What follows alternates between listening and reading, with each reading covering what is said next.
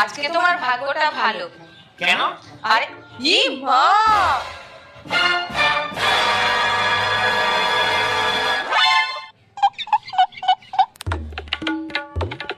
এটা কি করে করে ফেললাম আমি?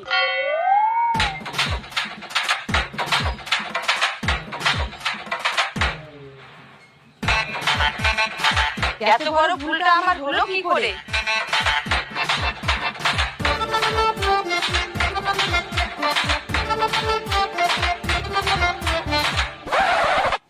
আসো আসো আসো,